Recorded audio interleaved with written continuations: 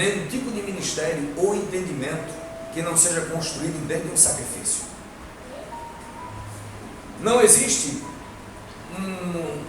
uma liberação de uma unção de êxito sem um movimento. Não existe uma graça liberada sem um sacrifício de busca. Aí você associa tudo isso aí às práticas, que são as práticas de portais apostólicos, como o jejum, como o mergulho no lugar secreto. Você sabe que o jejum, ele não muda Deus, mas o jejum muda o próprio homem. O jejum faz com que o homem, a mulher, ela tenha menos argumento para atrapalhar Deus. Quando é que a gente sabe disso? Porque eu oro tanto: Senhor meu Deus e meu Pai, Senhor, Tu és um soberano. Ora, a ativação apostólica, a ativação dos portais apostólicos, ela vem com uma ação efetiva, porque quando você enfrenta 2, 3 dias, 7 dias, 21 dias, 40 dias de jejum, você mata o próprio eu. A gente percebe o quanto o nosso próprio eu, ele é forte na hora que a nossa vida, ela se encontra em algum tipo de adversidade. Esse aqui, eu olhei aqui, vi rapidamente, esse aqui foi a mãe de todos, né? Isso aqui não é um livro, isso foi o curso que foi a porteira para toda a bagaceira que a gente está vendo hoje. EIFOL, Escola Integral para a Formação de Libertadores. Aqui é um pendrive. Aqui deve ter umas, se eu não estiver enganado, deve ter, acho que entre 10 e 15 ministrações de um congresso fraquinho, chamado Voo das Águias. Então isso aqui é o arsenal novo, fora as coisas que tem em casa. Então existe todo um processo até Deus te achar na brecha, porque nada disso credencia o homem, nada disso aqui credencia o homem. Mas quando o homem paga preço pela oração, pelo conhecimento, pela graça, e mergulha em atividades que provoquem o céu, não tem como Deus não te achar. Não tem como Deus não te achar. Hoje eu queria, da parte de Deus, iniciar com você. Não tem a menor possibilidade de a gente terminar esse assunto, mas eu sei que é um assunto que o meu coração queima e eu não queria retardar com vocês. É a igreja e o manto apostólico. Porque hoje fala-se muito sobre manto apostólico, fala-se muito sobre igreja apostólica. Mas o que é uma igreja apostólica? O que é um apóstolo? O que significa estar debaixo de uma cobertura apostólica? Ou melhor, o que significa ter um pai ministerial apóstolo? E aí nós vamos ver que Deus ele quer liberar sobre nós algo que traga de volta a igreja que deixou de funcionar. Então vejam, queridos, que há algum tempo, desde a oficialização do nosso desligamento, e essa foi uma grande guerra que eu enfrentei, sem compartilhar com ninguém, sem compartilhar com a minha esposa, uma guerra literal no lugar secreto, porque eu nunca entendi que se trocava de pai. E aí eu sempre tive a minha cobertura como pai, desenvolvimento como pai, literalmente, a ponto de ver alguma coisa e me colocar à frente para ser resposta, porque eu só fui parar na Jocum, em Almirante Tamandaré, no Paraná, por querer ser resposta para o meu pai. Não foi porque eu decidi, como eu queria conhecer libertação, não, eu nunca ouvi falar, no tempo que fui, em 2012, nunca tinha ouvido falar de Cote, pastor Marcos de Souza Borges, Mas quando eu ouvi o meu pastor na época, por causa de um pastor possesso de demônio, ele abria a boca e dizia assim: meu filho, não sei quantos anos de ministério, que eu não lembro, mas eu lembro do que ele da necessidade. Ele disse: eu nunca vi uma situação como essa. Aquilo eu guardei no coração, nunca vi. Quando veio a oportunidade de ir, 21 dias no Paraná, eu sabia que ele, por toda a situação que lhe cerca, ele não iria. Eu, nem sem dizer nada a ele, só perguntei: o Senhor me abençoou para eu ir? Nem disse o teor. Eu vou porque eu quero ser resposta para o Senhor. Não disse nada disso. Mas no meu coração estava: eu quero ser resposta para o meu líder. E aí fui bater lá em 2012, lá em Almirante Tamandaré, no Paraná. Então, desde o desligamento para cá, nós vemos, a gente tem aqui falado forte sobre esse entendimento apostólico. Nós temos falado com muita autoridade sobre esse entendimento apostólico. E claro, uma transição de um céu pastoral para um céu apostólico é um céu que nos desafia, é desafiador. Melhor a palavra, é confrontador, porque nos mostra que o Evangelho ele foi pregado sob confronto, e Evangelho sem confronto não é Evangelho. Arrependei-vos, pois é chegado o reino. Sempre houve confronto. E aí, nós hoje, olhando para tudo aquilo que nos cerca, não falo de igreja local, mas falo de entendimento, falo de manto. Nós vemos como as igrejas hoje estão apáticas. Igrejas que vão perdendo cada vez mais a sintonia com o sacrifício, a sintonia com a distância de um entendimento de portais apostólicos, que é o jejum, de lugar secreto, daquela coisa toda louca que quem mergulha na oração é conduzido a fazer. Deus não quer corte de cabelo, Deus não quer que você rape a cabeça, Deus não quer que você fique sem comer, Deus não quer que você vista pano de saco, Deus não quer que você ande pelas madrugadas, Deus não quer nada disso. Mas tem coisas que Ele nos convoca, porque está dentro dos mistérios dEle, e Ele só convoca quem Ele sabe que está pagando o preço, e ouvirá a loucura como uma direção da parte de Deus. Então hoje há essa apatia. Então, segundo uma palavra muito forte que nós mencionamos aqui um dia desse, sobre um grande líder na nação, ele falou algo que, queridos, é muito doloroso ouvir aquilo, mas não tem como você não concordar. Esse pastor disse que nós estamos vivendo a pior igreja de todos os tempos. A pior igreja de todos os tempos, a igreja com o maior número de mimimi, a igreja que não é ensinável, a igreja que não é tratável, a igreja que não se pode fazer nenhum tipo de incisão, não se pode fazer nenhum tipo de confronto, porque no outro dia ou você está difamado ou as pessoas estão fora da igreja. E aí eu digo para você, por isso decidi que essa mensagem fosse gravada. Somente através de um mover apostólico, realmente apostólico, isso será possível.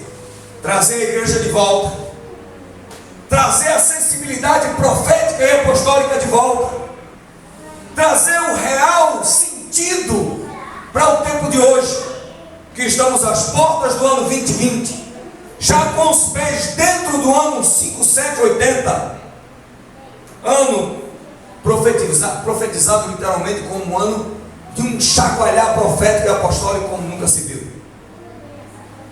E aí eu lembro que alguns dias atrás nós tivemos uma reunião de líderes de GCs, e uma filha liberou uma palavra muito pertinente. Falava que nenhum líder de GC ou nenhum voluntário que estivesse querendo servir a igreja do Deus vivo hoje, ninguém se converteu ontem. Ninguém não tem capacidade de liderar ou capacidade de crescer. Queridos, nós não nascemos ontem. Nós estamos hoje, literalmente, lançando a igreja com os 2 pés no manto apostólico. Então, por conta de uma mudança, por conta de um giro de chave, qualquer pessoa que hoje eu pego aqui e estabeleço como um líder de GC, ou um intercessor, ou qualquer que seja a área, ou alguém até que voluntariamente se apresenta, pastor, eu quero servir, eu quero ser produtivo para o reino. Nenhum de nós aqui é novo convertido. Nenhum de nós. E aí eu quero dizer para você, não sei se você vai entender isso de forma como Deus quer colocar, mas isso não é orgulho, isso é firmeza de coração e convicção de chamado com Deus. Nós temos um chamado apostólico. Não estamos preocupados com título ou reconhecimento, porque quem é não precisa mostrar que é, quem é não precisa ter o título para ser, quem é não precisa pagar até para ser reconhecido, nada disso. Só entenda e flua, só entenda e navegue. E aí, nós temos esse chamado, porém, o título para nós não vale nada na direção de como hoje os homens têm visto esse título. Então o título para nós não vale nada. O que vale é a unção, o que vale é a autoridade, o que vale é o poder que vem junto com essa autoridade apostólica. Isso é o que vale. Nós não podemos entender uma coisa e estar vivendo outra. Nós temos que ir diretamente ao nosso chamado. A gente não pode estar eu sou apostólico, Deus tem liberado essa unção sobre a minha vida, mas na hora da movimentação apostólica, mas na hora do entendimento apostólico, na hora do confronto pessoal, ministerial ou visionário no manto apostólico, eu não posso me fazer de conta que não é a minha praia. As viagens e os mergulhos que nós temos feito têm nos mostrado que não podemos perder tempo no desenvolvimento do reino. Cada lugar que eu vou para um mergulho, cada lugar que eu pago preço para estar ali, cada lugar que a gente se esforça em Deus e se esforça materialmente falando para estar no lugar, cada lugar desse, filhos, nos mostra que Deus tem conduzido sua igreja a todo vapor. Mas quem é a sua igreja? Toda aquela casa que tem uma placa? Claro que não. Quem é a igreja? Todos que se converteram? Claro que não. Quem é a igreja? Aqueles que estão na veia do Senhor. Que aí a gente não pode dizer que são todos. Por quê, pastor? Porque os frutos respaldam a árvore. Os frutos respaldam a árvore.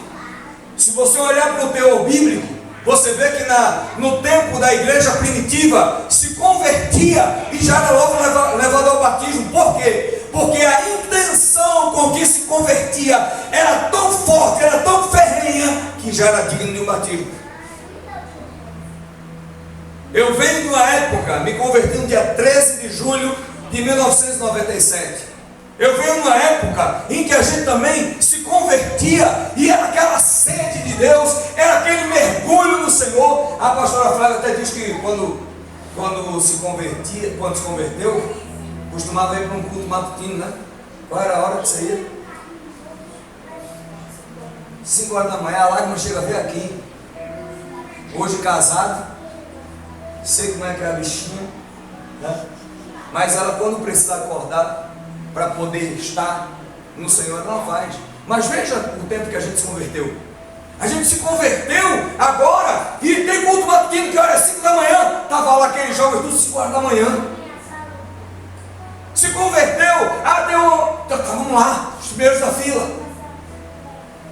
Hoje, filhos, as pessoas se convertem, passam por cursos, passa por escolas de ensino passam pelos discipulados para se batizar, se batizam e ainda são crentes muito rasos. Qualquer coisinha, não quero mais para a igreja não. Então veja que os tempos mudaram e a qualidade da conversão ela foi caindo ladeira abaixo. Mas por que isso? Porque Deus afrouxou a corda? Não! Porque a pregação do Evangelho foi se adequando aos tempos. Eu não tenho nada contra quem desenvolve um entendimento, não vou falar o nome aqui para não criar nenhum tipo de polêmica, mas para mexer nas emoções do ser humano. Tem muitos pastores buscando estes cursos. Se for para uma questão pessoal e se Deus falou, Deus o abençoe. Mas tem muitos que estão mergulhando nesses cursos lá fora e trazendo para dentro da igreja para ensinar a igreja. E o que a gente vê hoje? E queridos, escute uma coisa, deixa eu abrir um parêntese aqui. Esse tempo de hoje é um tempo que se nós tivéssemos do tempo que a gente se converteu, ou muitos que estão aqui se converteu, que existia aquela entrega genuína, se tivesse a internet nas mãos para ver pregações, ler livros, ver vídeos, ver tudo que pudesse enriquecer sua fé, filhos, hoje estávamos voando aí. E não tinha nada disso. Mas hoje, o que é que se tem? Tem a internet? Tem. Tem a internet? Tem. Mas grande parte usa a internet para o que não presta. Eu olho, por exemplo,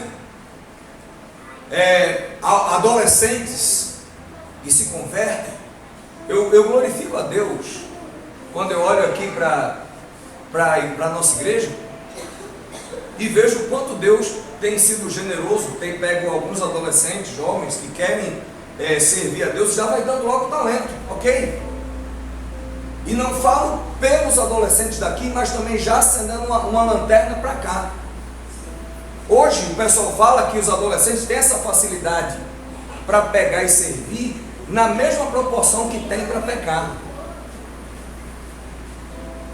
Nós estávamos no shopping ontem, peguei minha família porque estão passando óleo na frente de casa, o negócio, e fui tirar para não ter nenhum tipo de problema respiratório.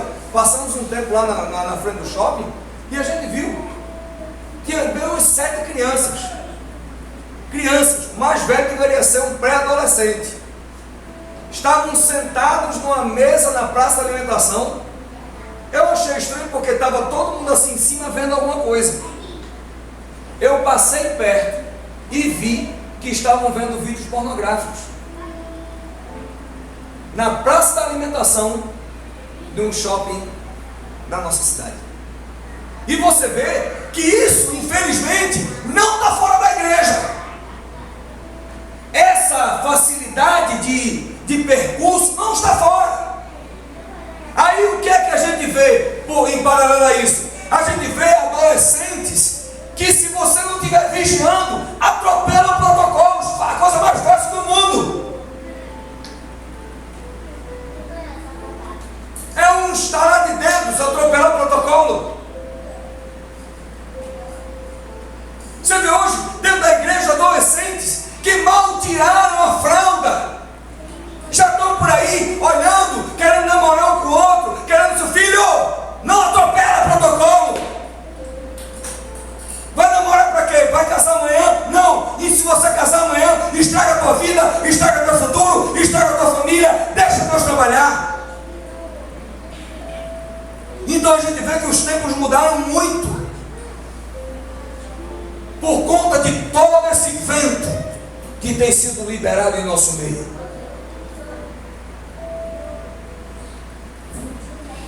Você vê que Jesus, ele levou os discípulos para um lugar muito importante de Israel para lhes ensinar sobre o seu chamado. E foi dentro disso aqui que Deus falou comigo. Nós vamos visualizar o que realmente se espera das nossas vidas. Mateus 16. Mateus 16.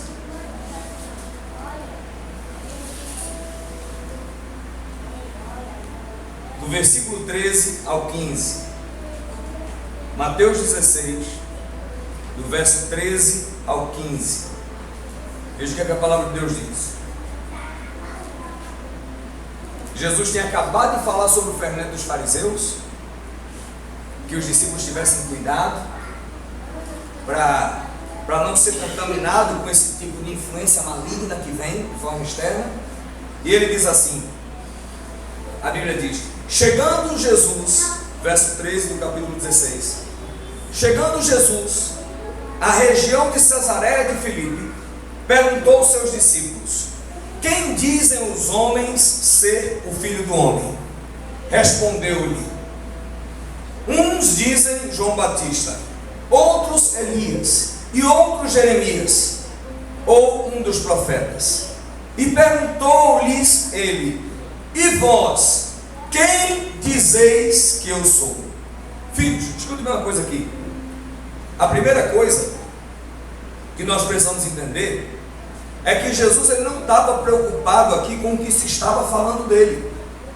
Ele não estava preocupado. Ah, o que o pessoal está falando de mim por aí? Ele não estava preocupado com isso. Ele estava querendo levar os discípulos a um entendimento sólido.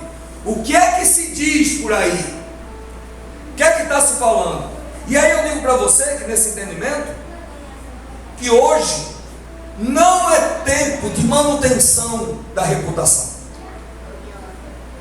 Não é tempo de manutenção da reputação. Se você quer realmente ser útil na obra de Deus, você não será bem falado no mundo. Se você quer ser útil na obra de Deus, com certeza vão te perseguir. E olha que o negócio hoje está tão gritante, que eu gostaria muito que fosse uma perseguição do mundo para quem é crente, ou do mundo para quem é filho de Deus.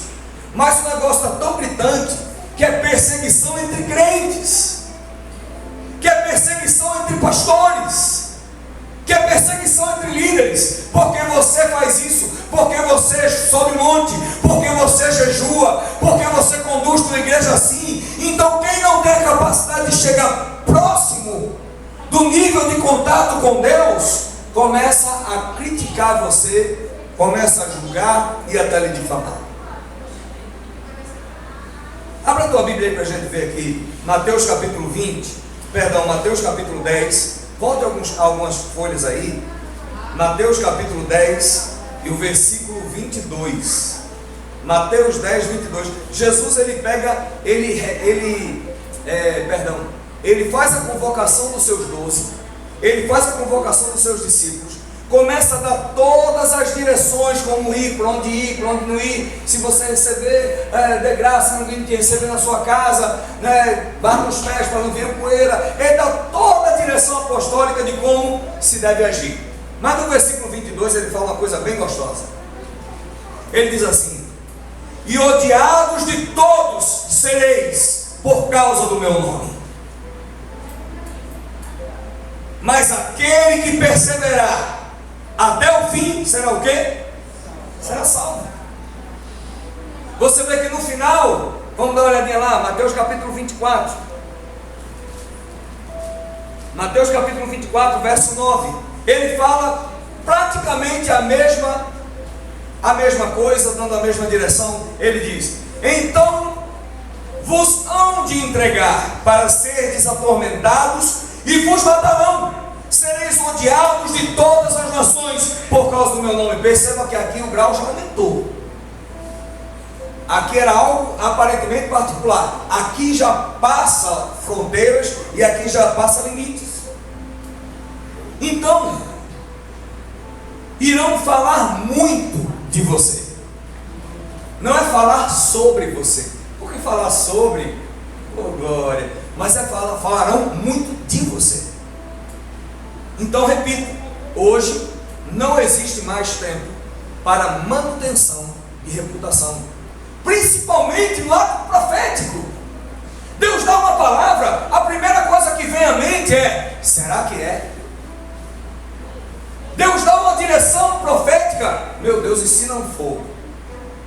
E aí, quando essa pergunta vem, automaticamente você já está fora. Está fora. Deus diz: vai lá. Meu, será? Tá? Deus já levanta outro. Porque para as movimentações proféticas o Senhor quer, não é agilidade, Ele quer quem crê. Então, filhos,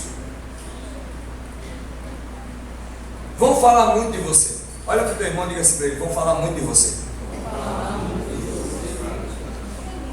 Você crê nisso? Oh, glória, que bênção. Mais uma coisa, uma porque vão falar muito de você, uma porque você, de fato, você, nós não somos mesmo fluxo cheio. Vamos falar da gente porque de fato a gente não é fluxo cheio, né? Nós temos os nossos defeitos, nós temos os nossos problemas e com certeza nós não vamos agradar o mundo. Nós temos, ninguém aqui é a Coca-Cola do deserto, ninguém aqui é a pérola, não, todos nós temos defeitos. E esse é um dos motivos que vão falar muito de nós. Agora, Jesus perguntou o que o povo falava, mas o mais importante, ele fala: e vós, quem dizeis que eu sou? O que mais me importa, eu fico tentando parafrasear o que Jesus diz, o que mais me importa é o que vocês pensam quem eu sou. Aí vamos ver aí, Mateus capítulo 16, nós vamos ler a partir do verso 15, nós vamos continuar lendo esse momento. Mateus 16, a partir do verso 15 até o 20, diz assim: perguntou-lhes ele: e vós, quem dizeis que eu sou? Simão Pedro respondeu: tu és o Cristo, o Filho do Deus vivo. E respondeu-lhe Jesus: bem-aventurado és tu, Simão, filho de Jonas, porque não foi carne nem sangue quem te revelou, mas meu Pai que está nos céus. E também eu te digo que tu és Pedro, e sobre esta pedra edificarei a minha igreja, e as portas do inferno não prevalecerão contra ela. Eu te darei as chaves do reino dos céus, e tudo que ligares na terra será ligado nos céus, tudo que desligares na terra será desligado no céu.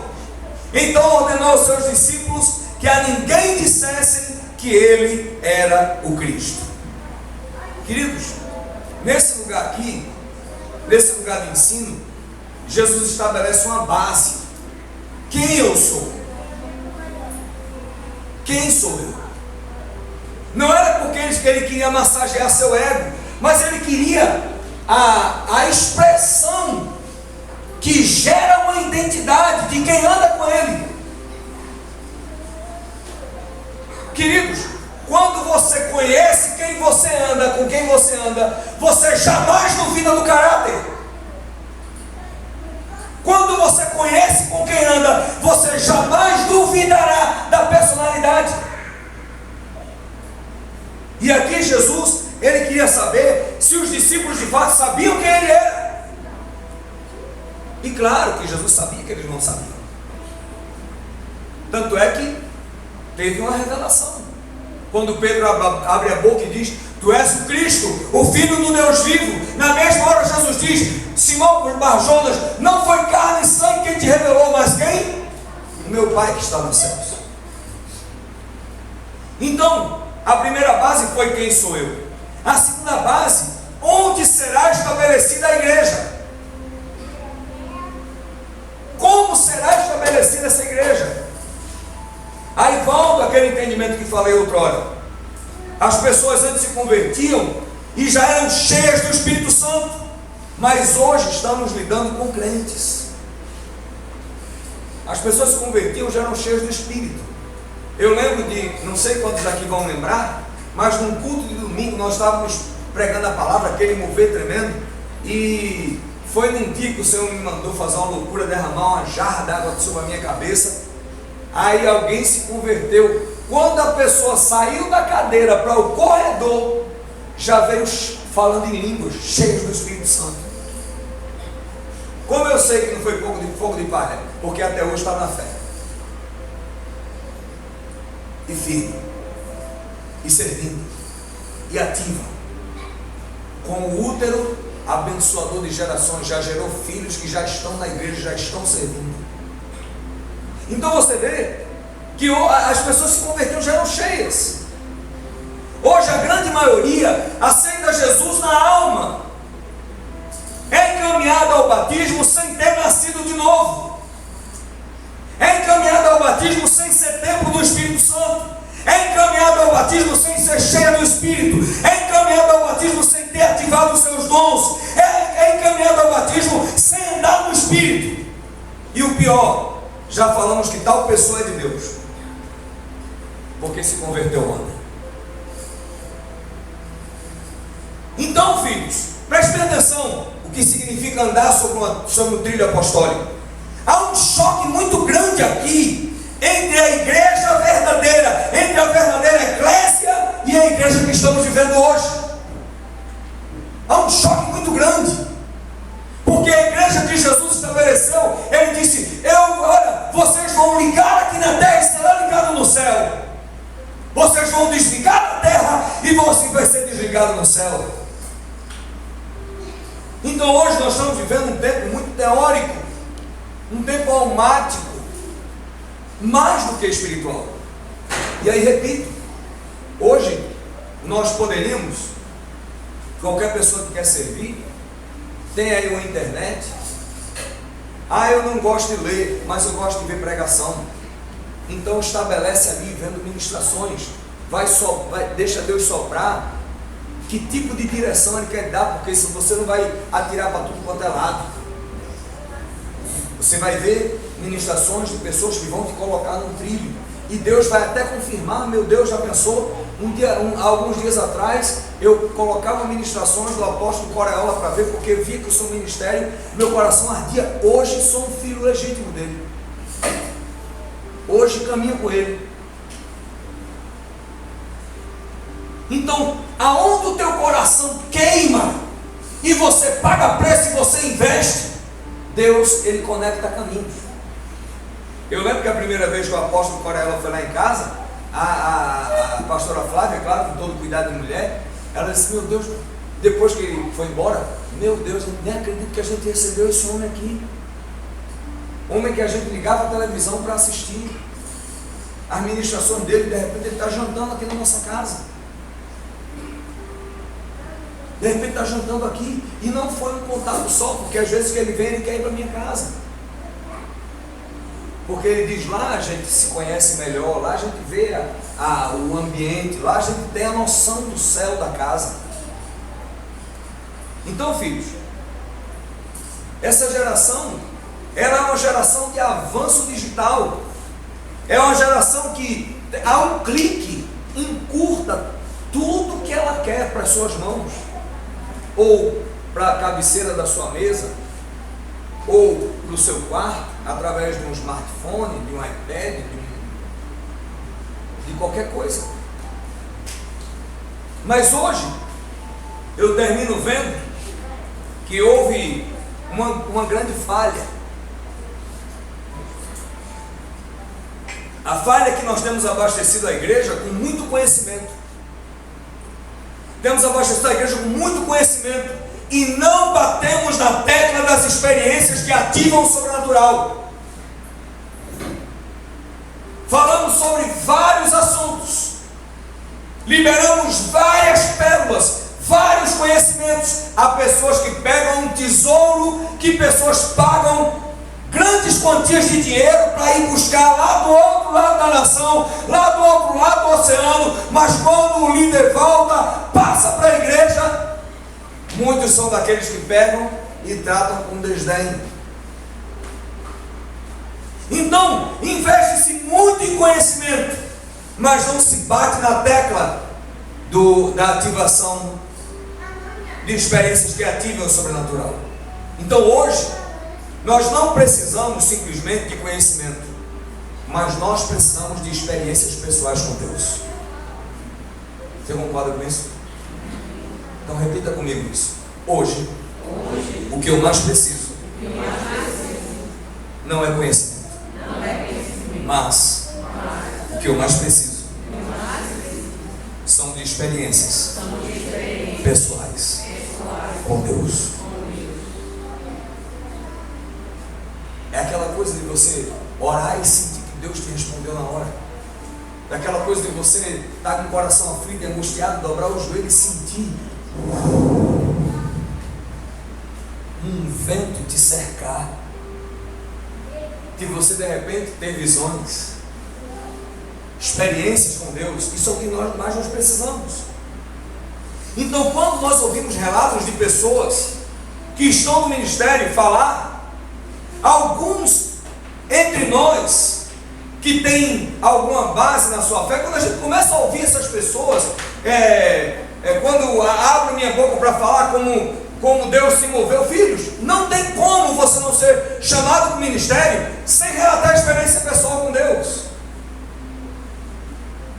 Vocês já estão cansados de me ouvir cada passo, desde que eu me converti, desde que fui levado como missionário para o campo, desde quando Deus pegou a minha vida e chacoalhou no meu primeiro ambiente de trabalho, com poucos dias de convertido, já pregando o evangelho para alguém que estava em estado terminal em cima de uma cama, e eu não entendia nada, mas só naquela alegria, e de repente eu ouvi coisas que o meu coração, meu Deus, não é uma religião, é Deus real. E aquilo faz com que a tua leitura, o teu sacrifício, o teu jejum, a tua sede por Deus, ela seja ampliada. Literalmente, tem que haver experiências pessoais com Deus.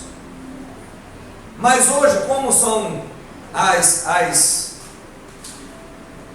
exportações de plataforma, alguns bastam só seguir o protocolo, faz isso, faz aquilo, estuda isso, estuda aquilo, já fez, ok, recebe lá, formado, pronto, já está pronto para liderar. Não teve nenhuma experiência com Deus. Não teve nenhuma experiência com Deus. Não foi um movimento, não foi uma emoção, não foi um fogo de palha, que qualquer surto da personalidade destrói a convocação, não foi. Eu quero dizer para vocês com toda a convicção do mundo, nosso Deus não mudou. Amém. O homem pode até ter mudado as plataformas com que alguém chegue a um ministério. Hoje em dia virou tão moda essa questão de ser apóstolo, que estão se ordenando apóstolos à torta e à direita. Muita gente não sabe nem o que significa. Que essa vai ser enviado. Meu Deus do céu. O que é um apóstolo? Tem muitas igrejas. Meu Deus do céu. Dá vontade de passar de plataforma, mas não vou passar. Vamos primeiro comer esse aqui. Depois a gente vai entender de fato o que significa o nome apóstolo. Então, queridos, a gente vê que não foi nada, não foi uma alegria. Claro que vocês conhecem. Aqui não, mas lá fora tem muita gente que se converteu por causa do marido, por causa da esposa, por causa do filho, por causa do pai, por causa da mãe. Muita gente se converteu porque estava precisando de um emprego, porque estava doente, foi curado por ele, mas não se firmou com Deus. Porque seus olhos estavam na expectativa da necessidade. Só. Sem busca, sem nada. E aí, queridos, nós temos uma responsabilidade extremamente desafiadora. Eu não quero nem que você repita amém, porque Deus é quem sabe o amém que vai sair lá no coração. Amém. Nós temos uma grande responsabilidade hoje. Qual é? Mudar o conceito da igreja. Pois a que nós temos oferecido ao mundo é a igreja de Roma, é a igreja da Grécia, é uma igreja vazia e filosófica. Essa é a igreja de hoje. Qual é a responsabilidade? Nós temos que mudar o conceito da igreja. E essa igreja não é a igreja do Senhor Jesus. Ah, mas está todo mundo tão feliz, tem tanta gente, culto de domingo. E aí nós vemos hoje a síndrome das igrejas, balões de festa, porém vazias dos dons, vazias dos sinais. Então o que se vê são muito mais programas nas igrejas do que verdadeiras manifestações dos filhos. O que se vê são mais atividades, e por isso está todo mundo louco para correr e preencher o tempo, porque quanto mais ativo você está, menos tempo tem para pecar. Filhos, pelo amor de Deus, uma vez o fogo do Espírito ardeu no teu coração, o diabo não tem mais autoridade para tocar em você, porque os filhos legítimos não deixam o fogo apagado ao altar. Os filhos legítimos são apaixonados. Os filhos legítimos legítimos amam os filhos legítimos quando começam a perceber que o fogo está chegando e está me comprometendo, já cai na oração, já cai no jejum, já sobe os montes, faz o que for necessário, mas quem é apaixonado não deixa a bola cair. Criatura, vai, não deixa. Então, repito, o que se vê são muitos programas, são mais programas do que verdadeiras manifestações dos filhos de Deus. E aí repito para você, meu Deus, repito para você, esse livro aqui, claro que você não vai comprar nessa caixinha, né? Você vai comprar o livro normal, porque ele deixou bem claro que essa caixinha aqui era uma forma de honrar os filhos. Então só quem recebeu esse livro na caixinha foram os filhos espirituais. Mas independente da honra de uma embalagem, eu quero dizer para você, e claro que você é testemunha de tudo aquilo que foi feito em honra à tua vida, como pai falo, sem nenhum tipo de pesar, sem nenhum tipo de vergonha. Fiz, faria de novo se fosse necessário, recebendo honra ou não, recebendo reconhecimento ou não, faria tudo de novo, porque Jesus ensinou que 10 leprosos procuraram ele. Ele disse: vá ao sacerdote, entrega uma oferta. Menino, quando eu falei oferta, mas Jesus sempre falou: entrega lá uma oferta, vem, e depois vem. Os 10 correram, quando fizeram a oferta, quando estavam ali naquela correria, perceberam que estavam curados, os 10. Quantos voltaram para agradecer? E o próprio Jesus disse: não foram 10? O que é que fica para mim ou para você? Nunca espere o reconhecimento do povo, não baseie sua fé no reconhecimento das pessoas. Aí volta a falar, quem é apaixonado faz por amor, independente se vai ser reconhecido ou não. Então a Lei dos Dois Altares é um dos livros mais atuais para a igreja ou para quem deseja mergulhar nas águas do Pai, ensinando sobre intimidade, jejum e fé. Por esse motivo, filhos, por esse motivo se vê uma igreja desanimada, por esse motivo se vê uma igreja apática, por esse motivo se vê uma igreja vazia. E não falo vazia de cadeiras, falo vazia de intimidade com Deus, vazia de contato com Deus. A igreja fica desanimada por ser uma igreja vazia. Uma pessoa cheia do Espírito Santo, ela é ativa. Uma pessoa cheia do Espírito Santo é cheia de ideias. Uma pessoa cheia do Espírito Santo é criativa. Uma pessoa cheia do Espírito Santo não se cansa. Uma pessoa cheia do Espírito Santo, ela é apaixonada. Uma pessoa cheia do Espírito Santo não permite com que nada, nem ninguém abale a sua fé. Por isso que a Bíblia fala, os que confiam no Senhor são como o quê? Os montes de Sião, que se abalam de vez em quando. Não se abalam. Então quem é apaixonado não se cansa. Hoje você vê uma coisa, preste atenção no nível de igreja que estamos vivendo hoje. Hoje é uma luta fazer a igreja orar. Isso é um absurdo, queridos. É um absurdo. Uma luta básica. Eu estou saindo da minha casa hoje para vir para a igreja e me deparo lá com uma rua que passou, até mandei profeticamente o que Deus falou comigo, eu passei para vocês, né? E eu conversei com a pastora Flávia dizendo assim: nossa rua está linda. Está linda a nossa rua, né?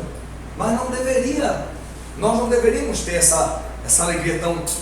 Mas mais de 50 anos o povo brigando para poder a rua ser asfaltada. Então quer dizer, o que era básico, a gente se alegra só porque foi feito básico. Então hoje é uma grande luta, repito, fazer a igreja orar. O lugar onde Jesus decidiu levar os seus discípulos para esse desatar, como fala em Mateus 16, Cesareia de Filipe. Cesareia de Filipe.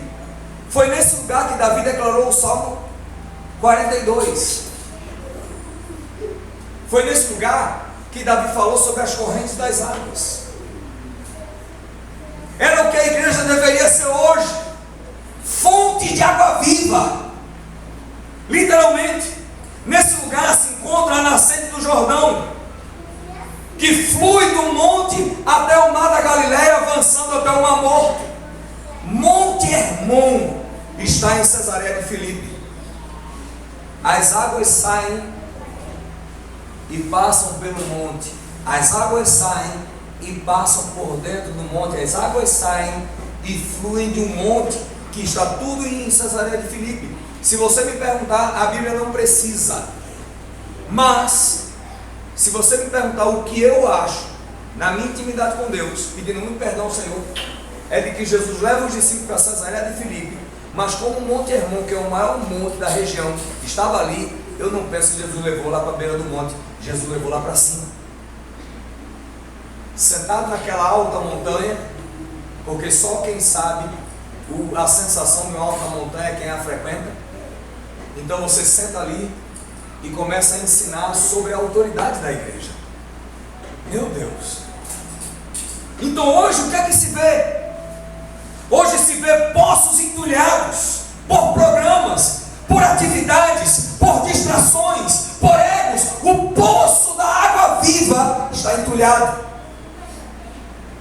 Repito, por muita programação, por muitas atividades, por distrações e pior, por egos. A igreja está distraída e essas distrações trazem sérios problemas. Aí eu digo para você, nós precisamos resgatar Cesareia de Filipe. Precisamos resgatar os altos lugares. Precisamos resgatar a fonte de água viva. Precisamos resgatar a nascente que abastece rios. Nós precisamos resgatar tudo isso. Jesus ele poderia ter levado seus discípulos a qualquer lugar de Jerusalém, mas ele leva para o lugar da nascente das águas.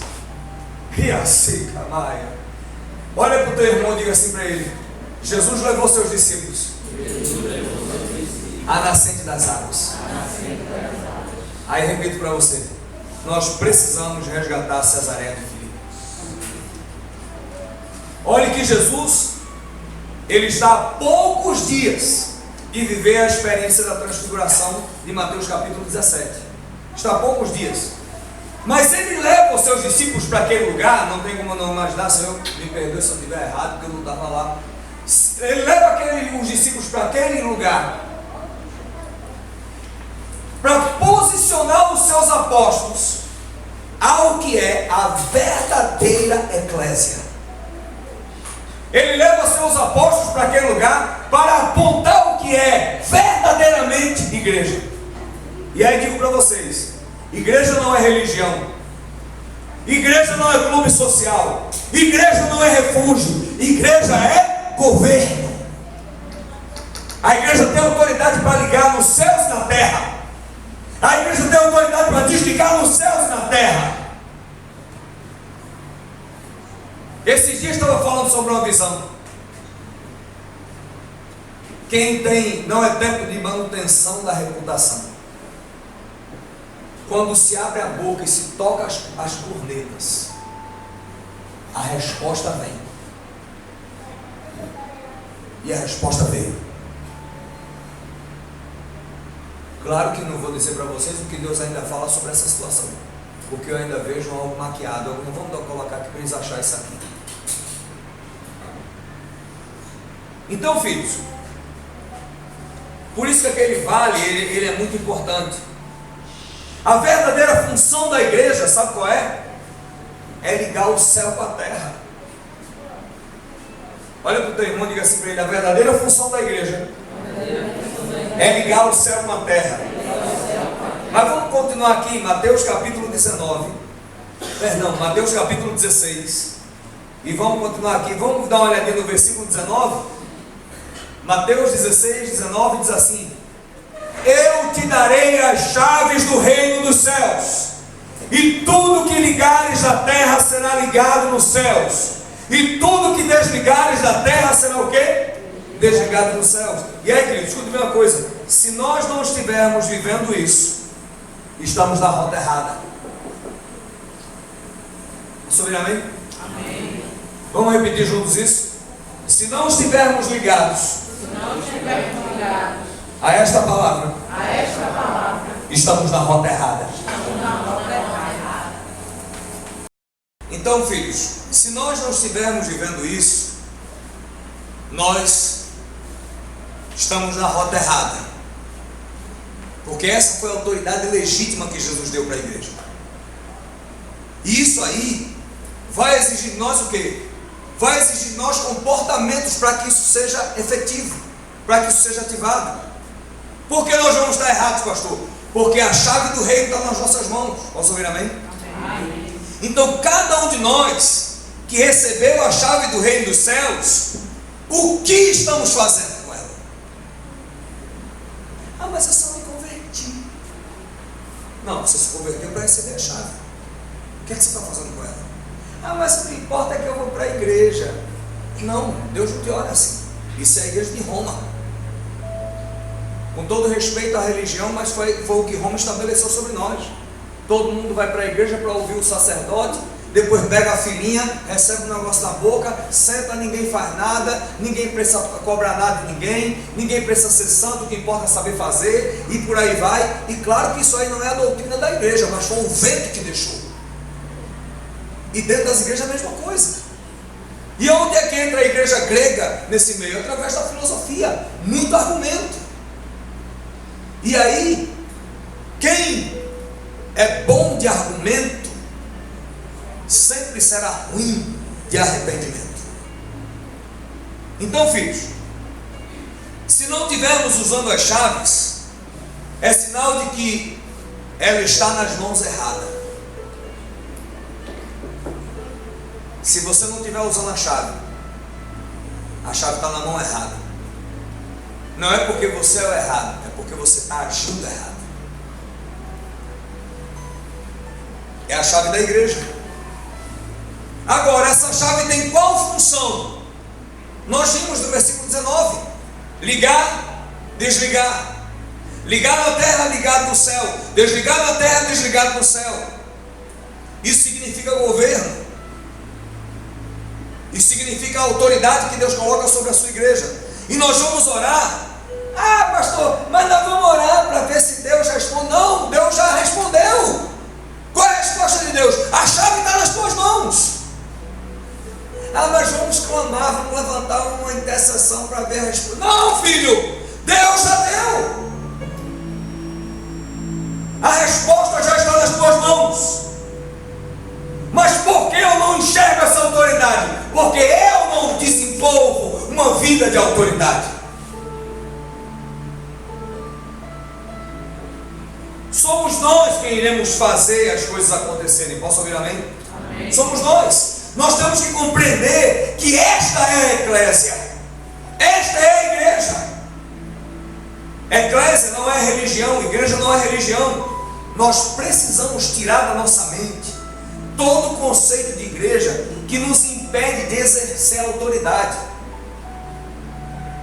Nós precisamos fazer isso. Esses dias eu estava conversando com um apóstolo amigo, de outro estado, claro, com certeza. E ele dizendo para mim, falando sobre os filhos adolescentes. Nós fomos ministrar em uma igreja sobre ativação profética. E os meninos que foram, a equipe que foi conosco, ela foi tão usada por Deus, que o pastor da igreja pediu para que nós fizéssemos uma companhia profética. E quem é que está tangendo a companhia profética? Os adolescentes. Porque na proporção que um adolescente tem para pecar, se ele coloca na direção de Deus, é um turbilhão da glória. Porque tudo na juventude, na adolescência, na juventude, é muito forte, é muito intenso. Então, na medida que ele pega essa intensidade e canaliza na direção de Deus, Deus responde com a sua glória. E eu digo, meu Deus, por esses eu oro. Não por esse de matéria e pessoa, porque aqui nós temos muitos que basta fazer o que quiser fazer, faz com excelência. Mas essa glória que ativa, ela vem por conta da decisão interior. Então hoje, nós precisamos mudar, tirar da nossa mente esse conceito de igreja que vai nos impedir de exercer essa autoridade. Porque o que temos vivido hoje é uma cópia maquiada de Roma. Por esse motivo nós vivemos uma igreja sem sinais pessoais, sem experiência com Deus. Chegou o tempo da restauração sacerdotal, chegou o tempo da restauração apostólica da igreja. Amém. E olha, queridos, escute bem que você está ouvindo isso hoje. Você vai começar a ouvir isto tempos lá para frente sendo pregado nas igrejas. Mas Deus decidiu adiantar isso para você, até porque não teria condições de eu permanecer aqui sem deixar esse fogo sair de dentro de mim, porque hoje é o que queima no meu coração. Então Deus está fazendo esse tempo de restauração nos alcançar, restauração sacerdotal, restauração da igreja apostólica. E aí, se você não quiser fazer parte desse contexto de igreja apostólica, com certeza vai viver muitas guerras interiores. Não entendo mais o que o pastor quer.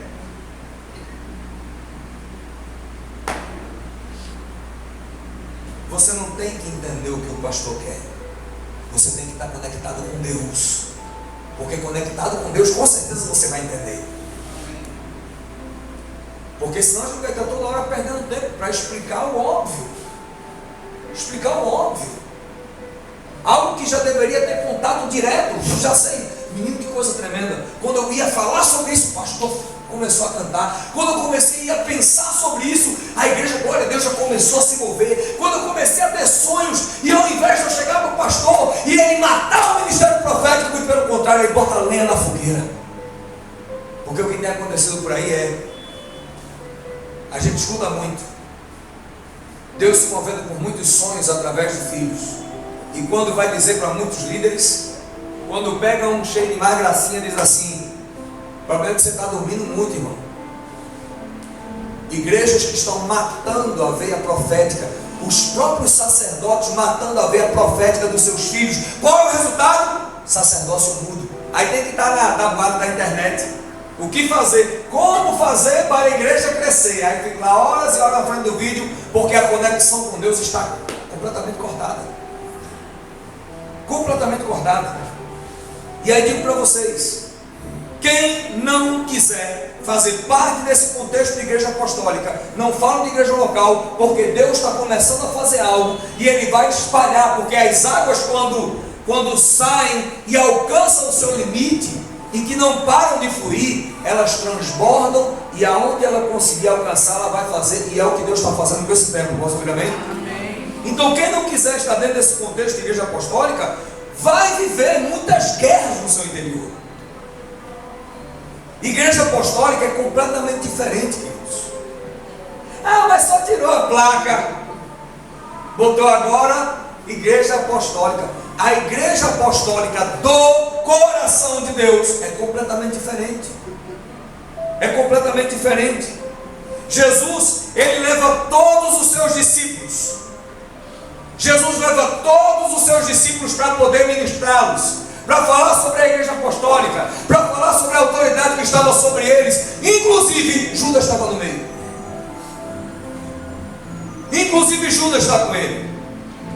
E aí, queridos, escute bem.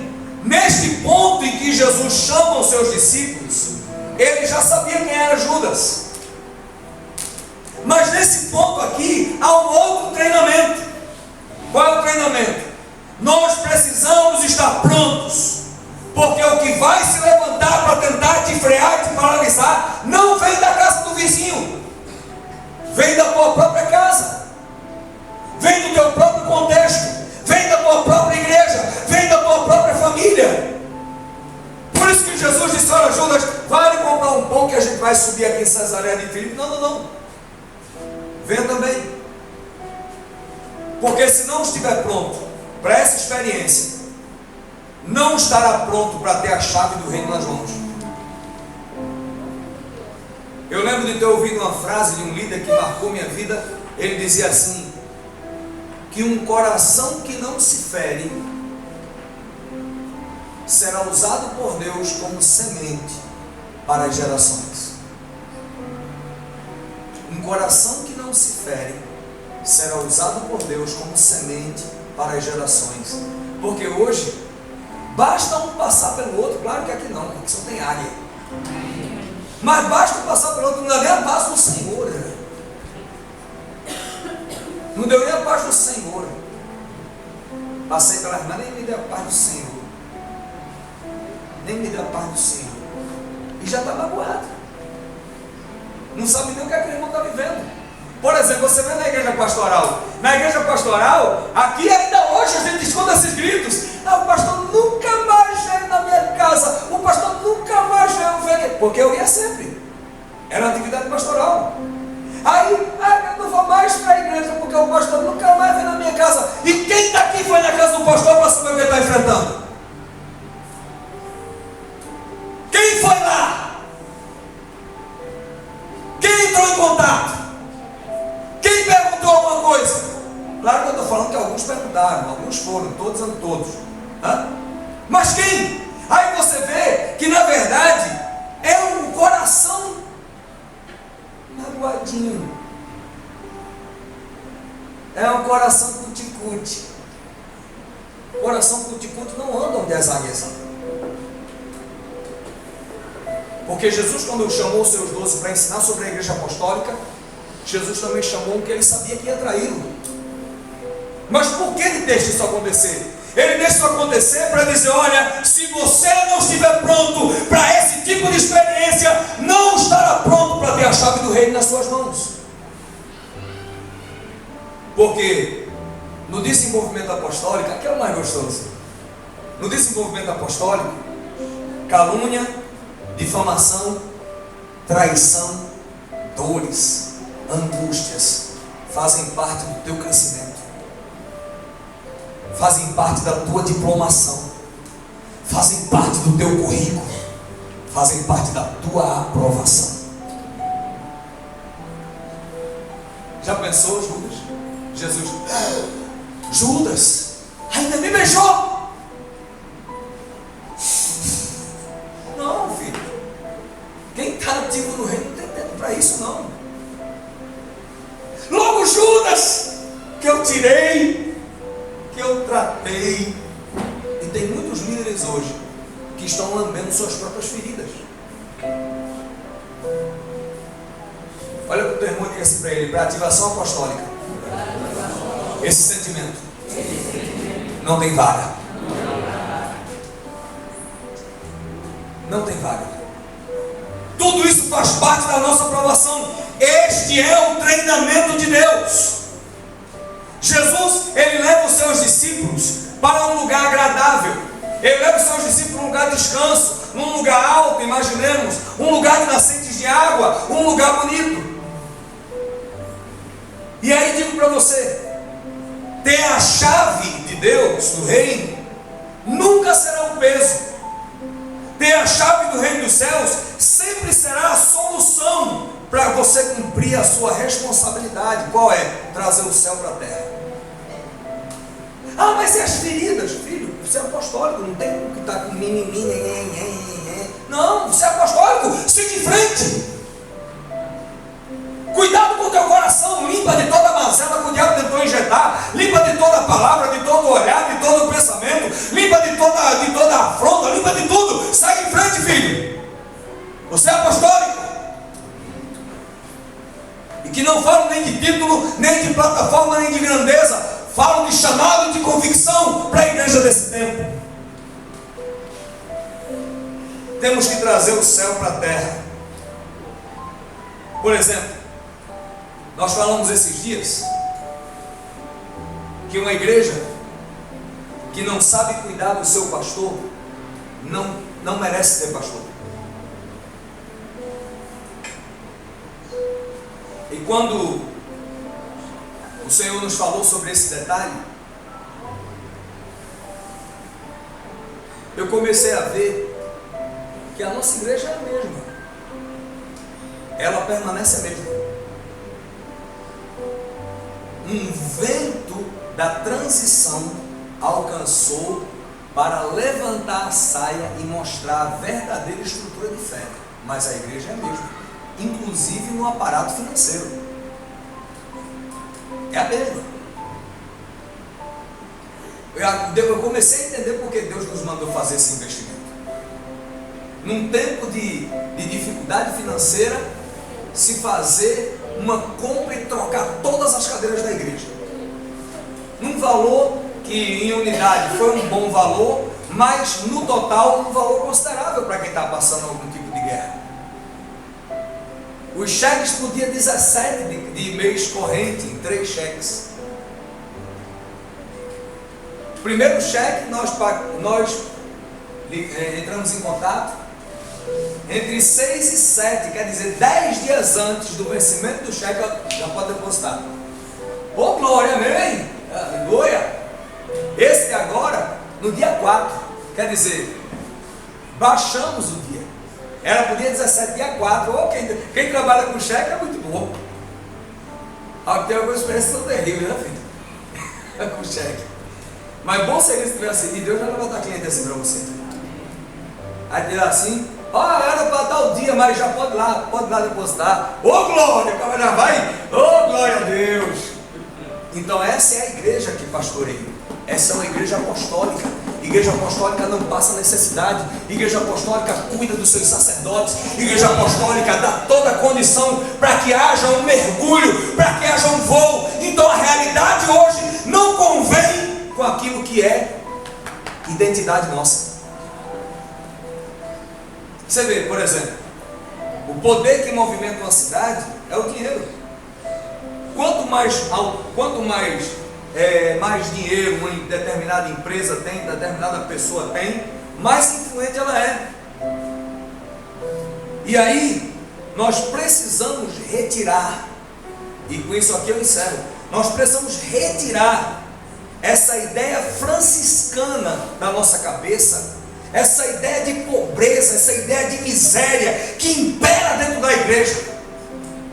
Nós precisamos tirar isso, para levar as pessoas a desatar de que tem a capacidade de Deus de chegar a lugares altos. Eu lembro que um apóstolo me perguntou uma coisa.